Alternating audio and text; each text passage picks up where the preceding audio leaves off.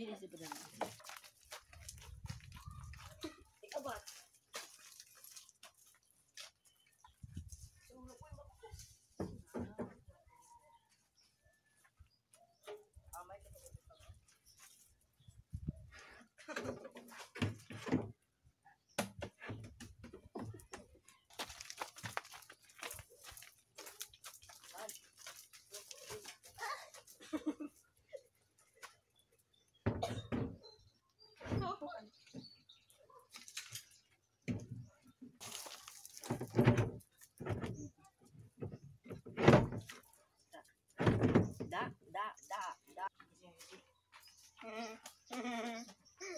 Guys, ay bukat-bukat kamay guys.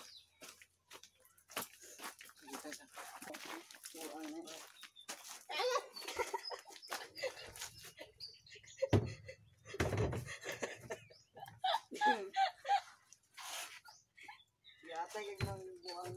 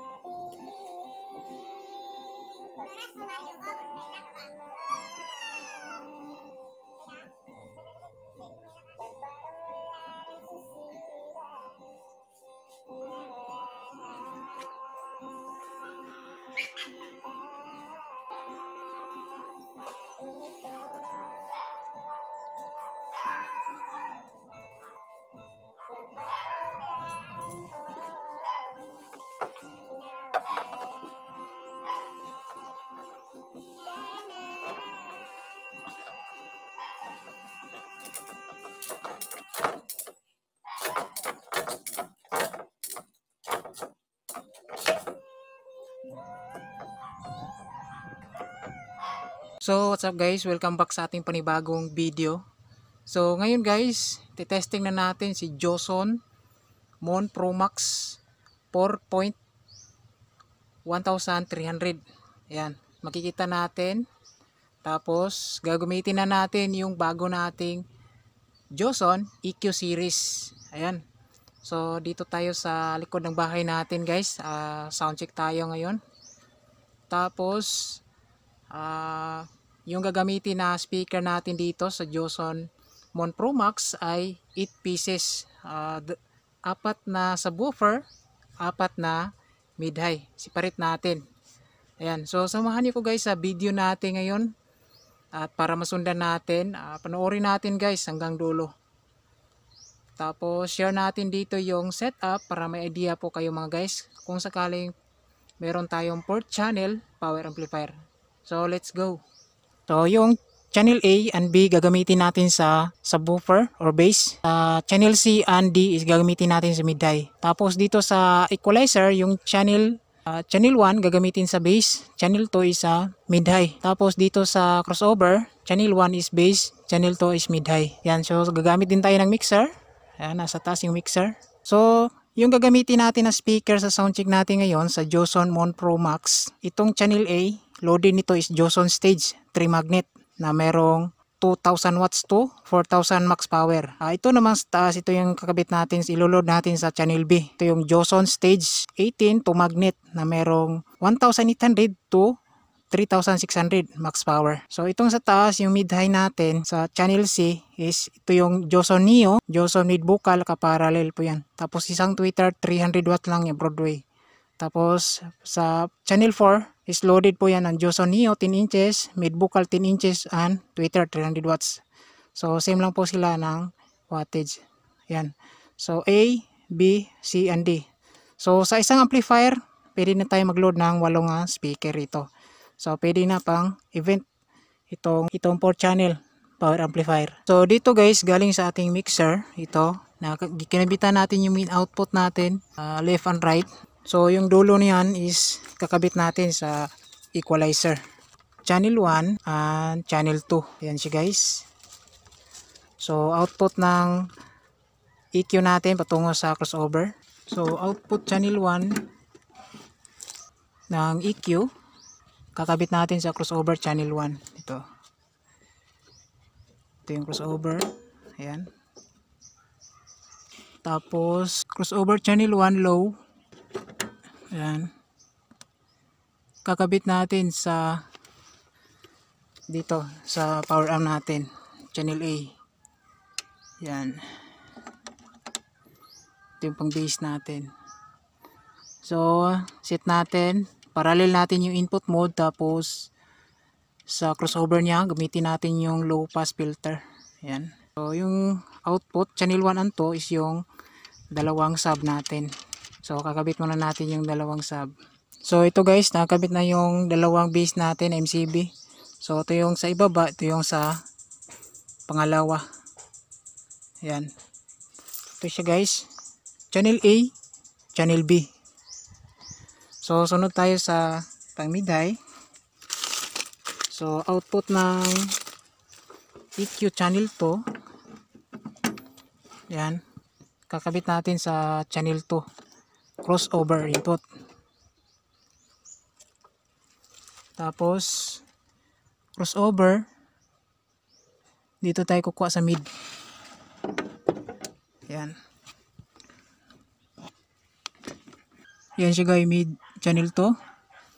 Kakabit natin yung dulo dito sa input channel C. Ayan. Tapos parallel din yung dito mode nya. Tapos dito bypass lang natin.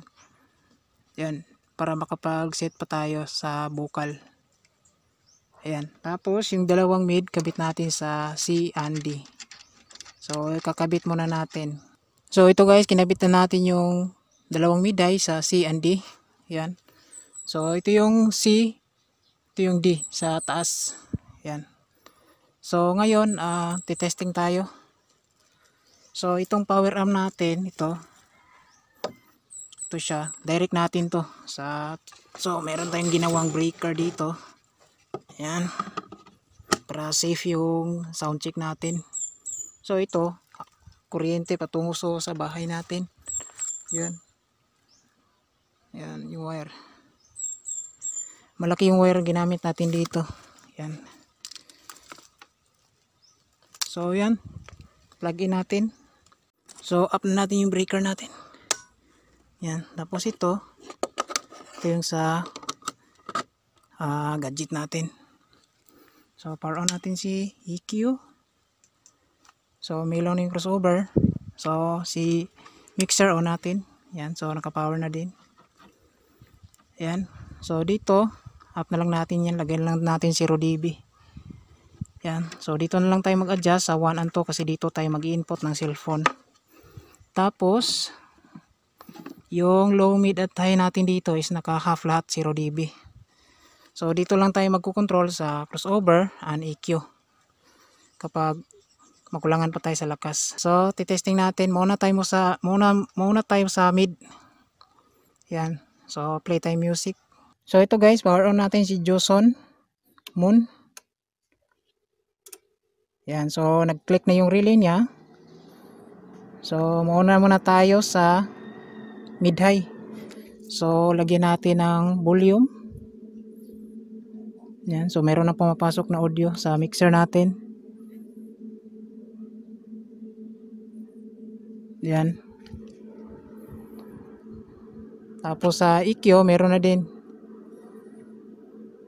So lagyan natin ng gain volume sa mid natin.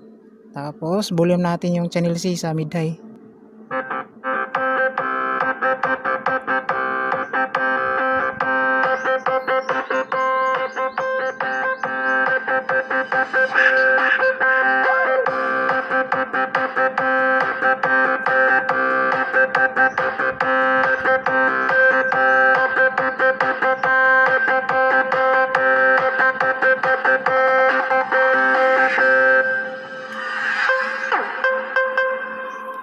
So tumutunog yung channel C natin na mid high.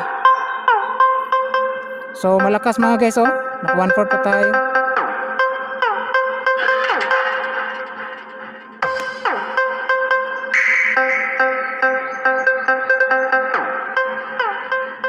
Dito naman tayo sa channel D sa mid high.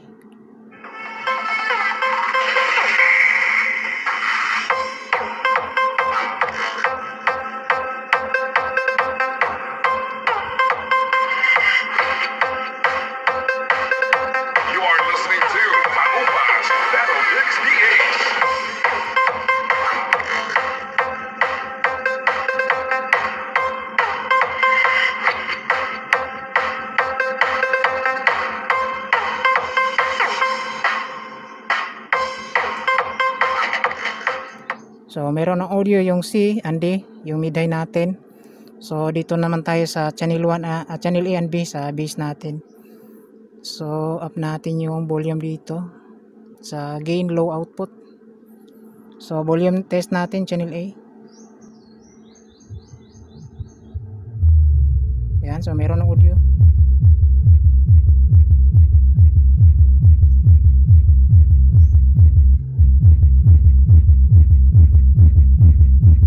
Malakas siya guys, no?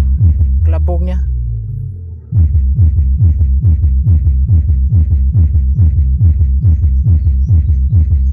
So meron ng audio yung channel A natin.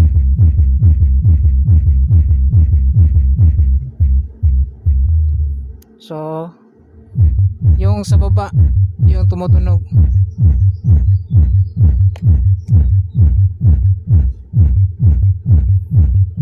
Lapitan natin.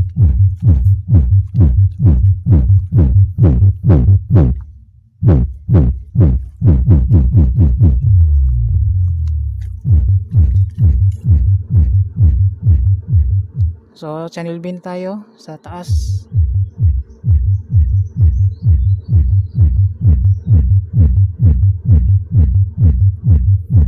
Yan, daming alikabok.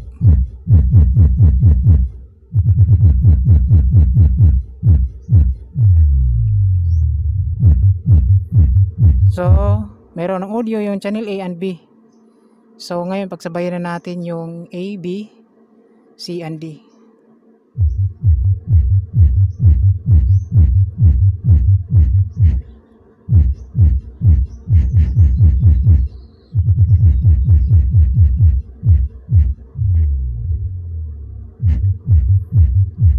So nagka-cancel yung B. So try natin baliktarin yung wire, baka baliktad yung isang speaker natin. So ito guys, binaliktad natin yung channel B sa outputs. Yan. So ito yung kadalasan talaga guys. Minsan sa mga port channel kailangan ibagay-bagay natin kasi minsan yung output merong magka-cancel. Yan. So power on natin ulit. Yan, click na yung relay. So try natin kung hindi na ba nag-cancel.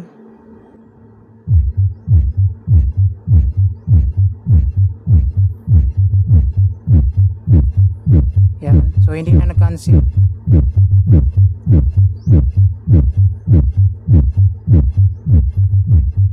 Try natin sa C and D kung hindi pa mag-cancel.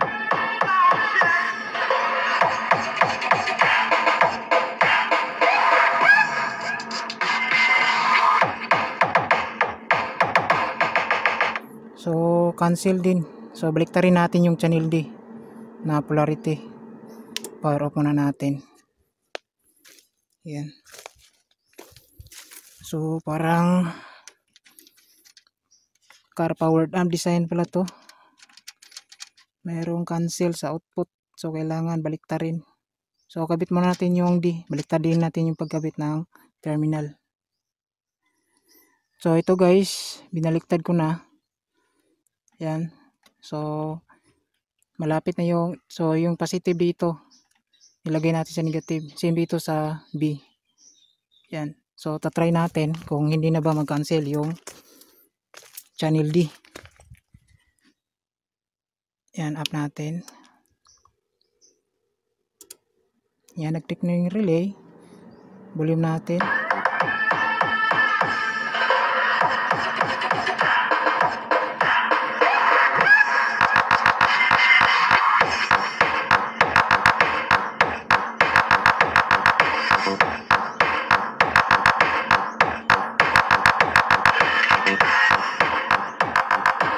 Yan, so goes na siya. So hindi na siya nagka-cancel. So yan yung technique kapag in case nagka-cancel. Kailangan baliktarin yung terminal. So ngayon, full sound check na tayo. Lagay natin yung camera dito sa gilid natin. Yan, naka 140 pa yan, oh. Pero lakas ng bass. Meron kasi itong crossover kaya siya dagdag persa.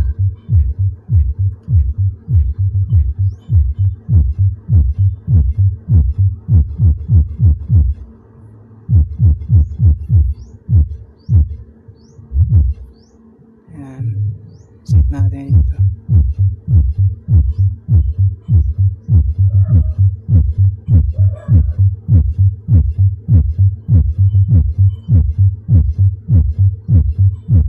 Yan, pumapalo 0 dB, oh. Yung bass. Lagyan namin tayo.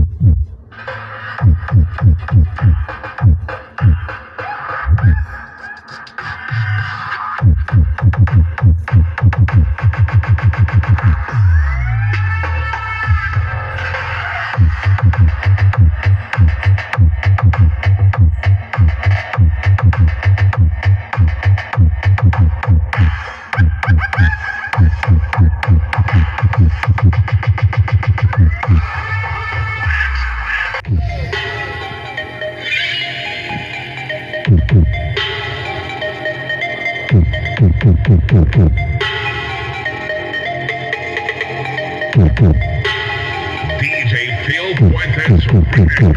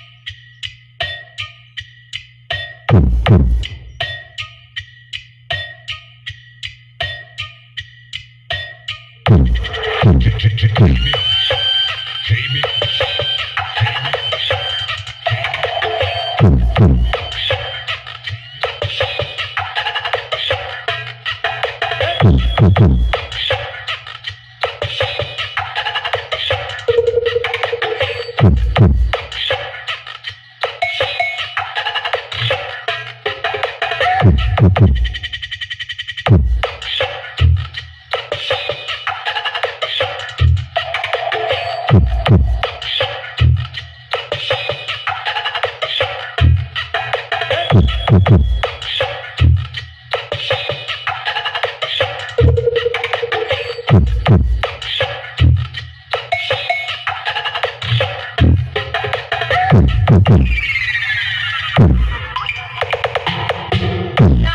kaya kaya. Una kaya kaya. Ay! Una kaya kaya. Una kaya kaya. Ay! Una kaya kaya. Una kaya kaya. Ay! Una kaya kaya. Miel y buena cabasa. Remix. Una kaya kaya. Una kaya kaya. Ay! Una kaya kaya. Una kaya kaya. Ay! Una kaya kaya. Una kaya kaya. Ay! Una kaya kaya. Una kaya kaya. Ay!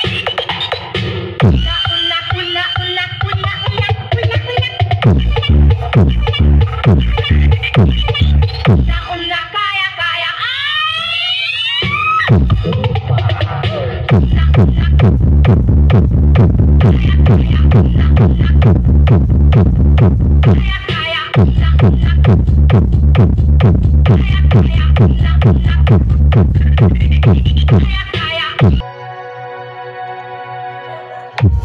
Back when I was a child, before life had moved all innocent, wish I could get another chance, another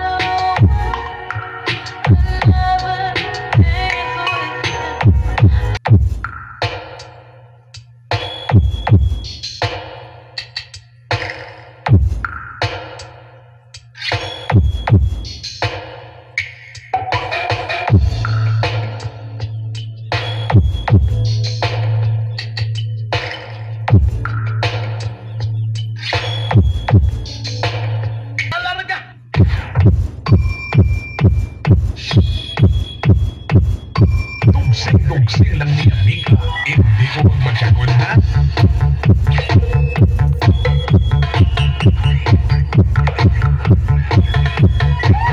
Say, wowie, wowie, wowie, wowie. Remix.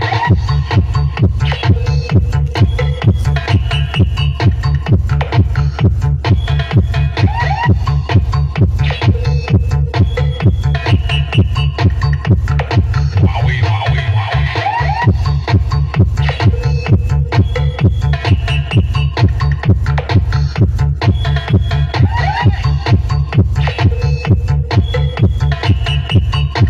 Walang alang ngurumehek. Wowie, wowie, wowie.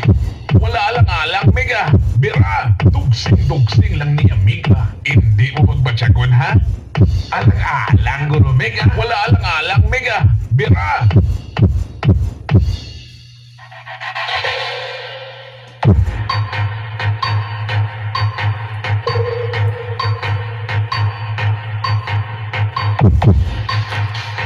Alang-alang, ngurumeg.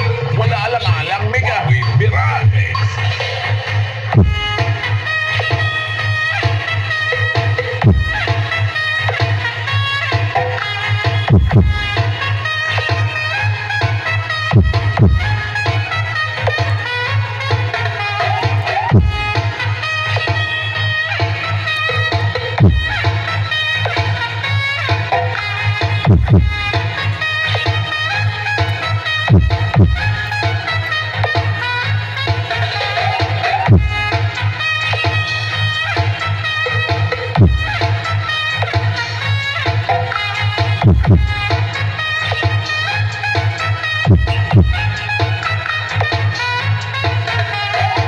Tugsing-tugsing lang ni Amiga. Sa hindi mo magbatsagon, ha?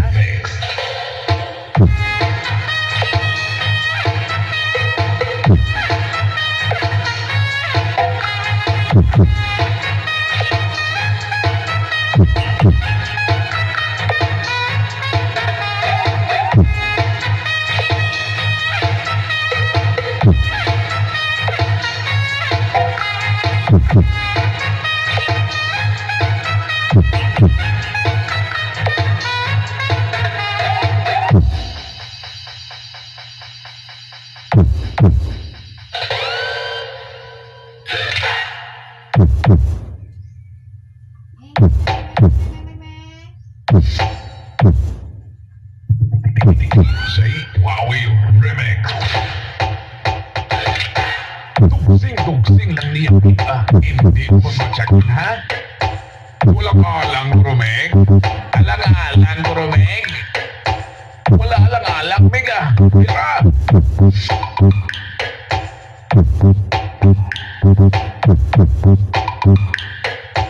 DJ Wowie Remix.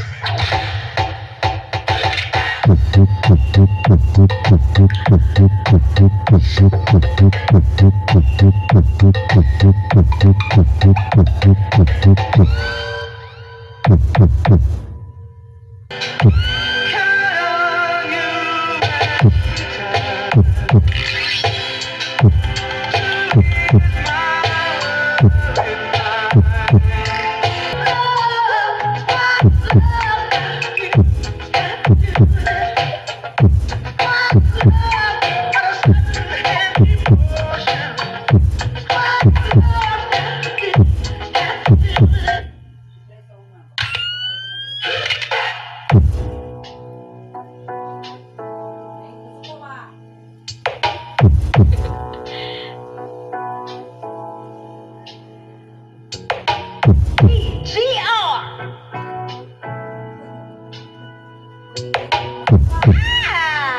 DJ Creamer Remix!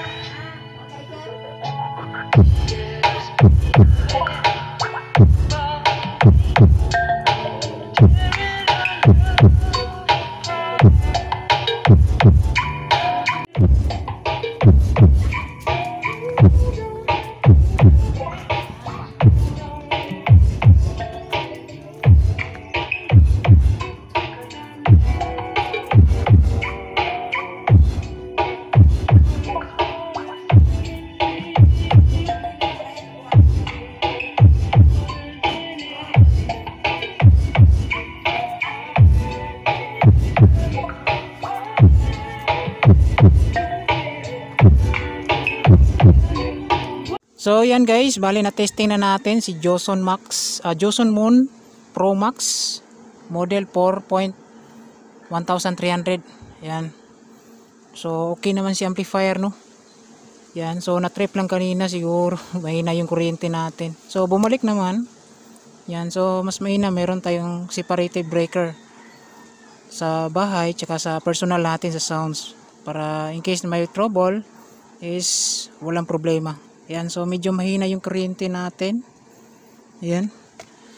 So overall guys, malakas po si Joson Moon Pro Max ito.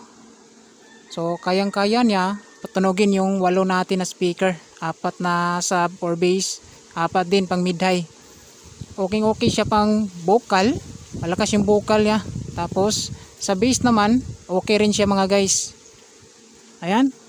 So itong EQ ni Joson din is okay rin siya. Maganda yung kanyang quality.